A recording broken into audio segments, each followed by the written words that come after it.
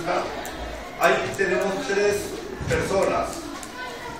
Es como si fueran tres puntos. Si unimos las tres personas a través de líneas rectas, nos vamos a obtener una figura geométrica.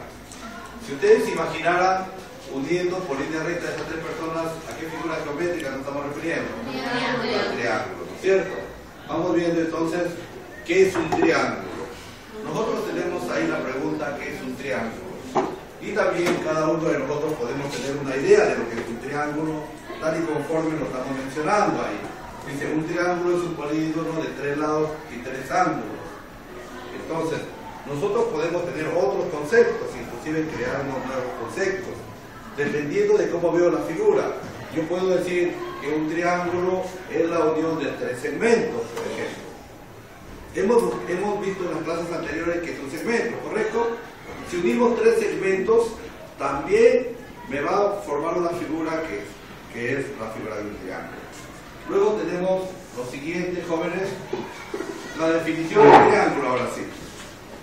Tenemos ahí una definición grande y extensa de lo que es un triángulo. Yo les decía, ¿no? Cada alumno puede tener la idea de lo que es un triángulo. Cada alumno puede definir qué es un triángulo teniendo ya la parte fundamental de que la unión de 3 líneas me da un triángulo. Luego tenemos también los elementos. Cada triángulo tiene elementos. Sus elementos principales son el vértice, por ejemplo, que es el punto de unión de 2 lados. Si nosotros vemos el triángulo en sí, tenemos que tener 3 vértices. Tenemos los lados, que son segmentos que unen 2 vértices. También, imaginamos nuestro triángulo, ¿cuántos lados tendría? ¿Cuántos lados tiene el triángulo? 3 lados, ¿cierto? Luego tenemos los ángulos internos. También, la misma cantidad de lados también tienen la misma cantidad de ángulos internos. ¿Cuántos ángulos internos serían? ¿Cuántos ángulos internos serían, muchachos? A ver, 3 ángulos internos, ¿correcto? Y luego los ángulos externos también tienen la misma cantidad de ángulos externos. Son los que se encuentran en la parte externa del triángulo. Luego tenemos, muchachos, la clasificación de los triángulos. La clasificación de un triángulo se hace atendiendo a 2 criterios fundamentales. Uno de ellos es según sus lados y el otro es según sus ángulos. O sea, nosotros a los triángulos los clasificamos en 2 partes, según sus lados y según sus ángulos. Luego vemos, ahí está la clasificación según sus lados, dice arriba. Entonces, según sus lados tenemos triángulo isósceles, triángulo equilátero y triángulo escaleno es el otro. Ahí se ha equivocado en la parte de la diapositiva.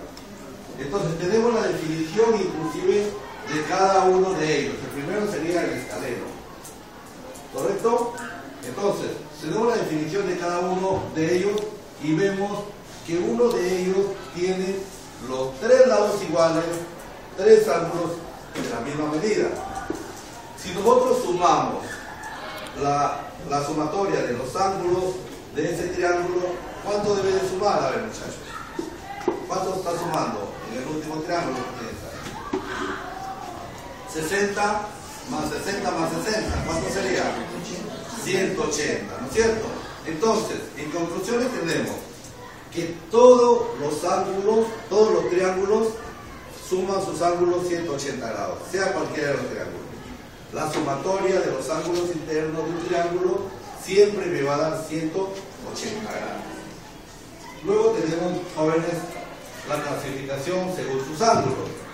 Según sus ángulos tenemos triángulo rectángulo. ¿Por qué triángulo rectángulo? Porque tiene un ángulo recto de 90 grados. Luego tenemos el triángulo acutángulo, ¿correcto? Y el triángulo obtusángulo cuando uno de sus ángulos es obtuso. Cuando hablamos de ángulos obtusos significa que tienen mayor de 90 grados. Cuando hablamos de ángulos agudos son ángulos menores de 90 grados. Cuando hablamos de ángulos rectos nos estamos definiendo definitivamente a los ángulos que tienen exactamente 90 grados.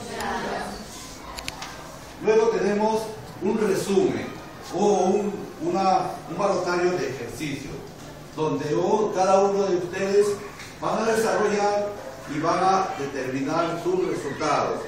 Los ejercicios ahí están bastante simples, se refieren mayormente a la sumatoria de los ángulos internos de un triángulo, que son 180 grados. Entonces, si yo, por ejemplo, sé que tengo un triángulo que mide, por ejemplo, 20 grados, 30 grados y el otro ángulo no sé cuánto mide. Entonces, ¿qué es lo que debo de hacer? Sumar 20 más 30 son 50. 50, ¿cuánto le falta a 50 para que llegue a 180? Le faltaría 130. El otro ángulo me dirá 130, porque la suma de los tres ángulos me debe dar 180. De la misma manera nosotros podemos plantear diferentes tipos de problemas, diferentes tipos de ejercicios donde me permita a mí desarrollar y demostrar que he aprendido esta clase, esta primera clase que la estamos resolviendo a través de diapositivas. Entonces, jóvenes, tenemos luego también, repasando la figura geométrica que se llama el triángulo. No estamos refiriendo solamente a un tipo de triángulo, sino a diferentes tipos de triángulo que, como hemos visto, ¿correcto? Si algún alumno tiene alguna pregunta, alguna inquietud, podemos nosotros absorberle